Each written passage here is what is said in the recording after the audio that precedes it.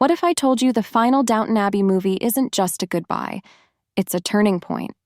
For years, we've walked the grand halls of that beloved estate, watched generations of Crawleys and their loyal staff weather every triumph and tragedy history could throw at them.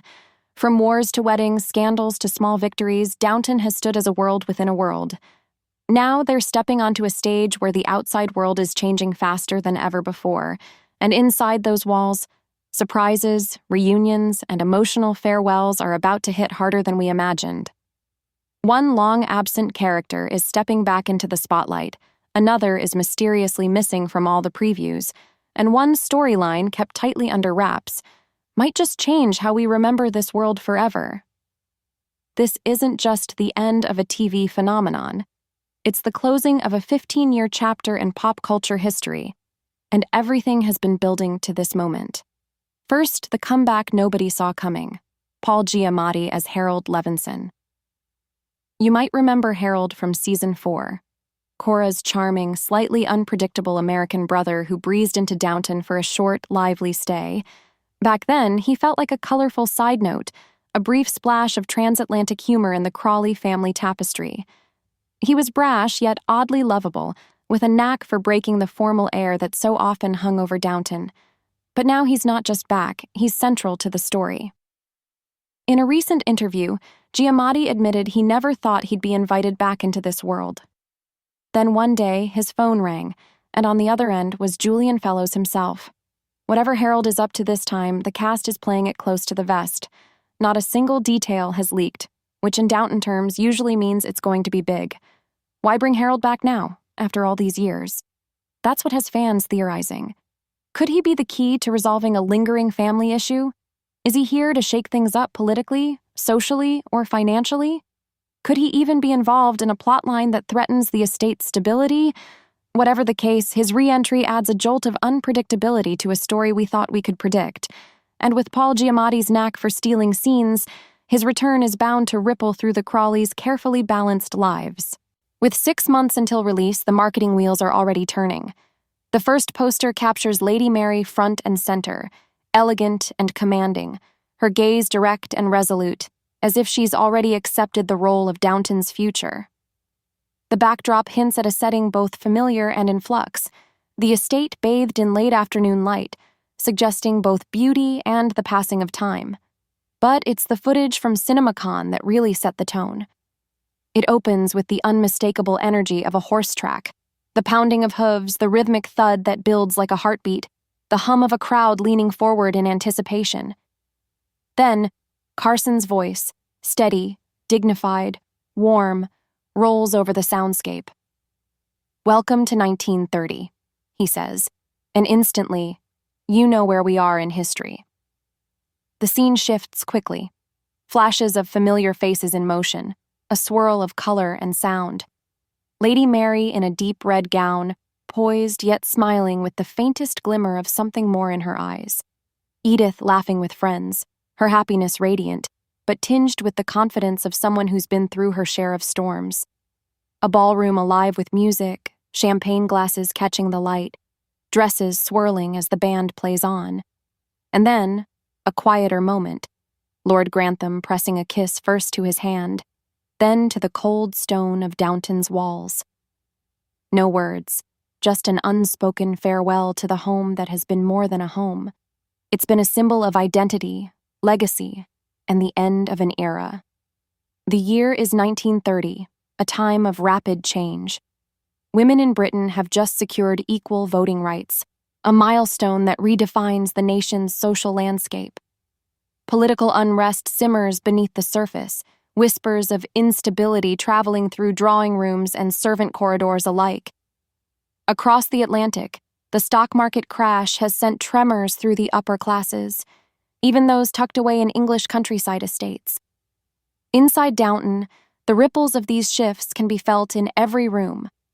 Upstairs, flapper dresses and shorter hemlines are redefining fashion, challenging tradition at every turn. Downstairs, the staff navigates a world where service is no longer the only respectable path, and some begin to wonder what life could look like beyond the estate. Airplanes are making international travel faster than ever, and for the first time, the Crawleys are facing a future where privilege no longer guarantees permanence. But amid the excitement, there's a shadow that hangs heavy over the story: the absence of Violet Crawley. Maggie Smith's passing makes her absence in the film not just a plot point, but a real loss for the cast and fans alike. Violet's wit, her razor-sharp one-liners, her unshakable presence, they were the heartbeat of so many Downton moments. Without her, there's an emptiness no one can truly fill. Her absence will likely be acknowledged in a way that resonates deeply, turning fictional grief into something achingly real. Fans are also nervous about Lady Mary's future. Rumors suggest Matthew Goode, who plays her husband Henry Talbot, might not return. Does that mean we'll see Mary facing life on her own again? Or will she close her story on her own terms without tying it to anyone else's arc?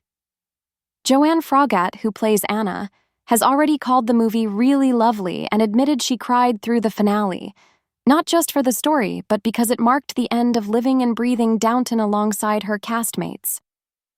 Imagine 15 years of building a fictional family, only to say goodbye for real. That blend of on-screen and off-screen farewell will likely give the film an emotional charge no script could fully plan. The movie brings back nearly every face we've come to love: Hugh Bonneville, Michelle Dockery, Kevin Doyle, Jim Carter, and of course, Giamatti as Harold. Julian Fellows has hinted this might be the end for the original cast, though he's stopped short of saying never. Could the next generation of Crawleys carry the torch? Possibly. The estate is full of heirs. Mary has children from both her marriages, Edith has her own family, and the other branches of the family tree aren't bare. But the truth is, Downton Abbey has always been about these specific people and the unspoken bond between upstairs and downstairs. Swap them out and it's no longer the same story. That's what makes this finale so important. It's a chance to close the book properly, without dangling threads or rushed endings. Violet's on-screen death combined with Maggie Smith's real-life passing gives the story a bittersweet gravity. The teaser trailer leans into it with lines like, "The place will always remember. The family will never forget." Everything has led to this. And yet, there's one more mystery. Thomas Barrow, played by Robert James Collier, hasn't appeared in any trailers or posters. Strange, considering almost everyone else has. His last major arc in A New Era saw him leaving Downton to work for and live with Guy Dexter, a relationship that was romantic in all but name during a time when such love was dangerous. Guy is front and center in the new marketing, which means Thomas is almost certainly close by. Maybe they're hiding him for a big reveal. Maybe his ending is so meaningful they want us to experience it in the theater with no spoilers.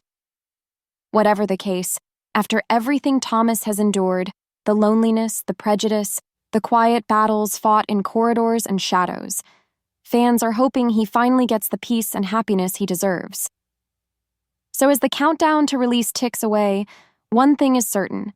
This isn't just a farewell to a TV series. It's the closing of an era, both on screen and behind the scenes.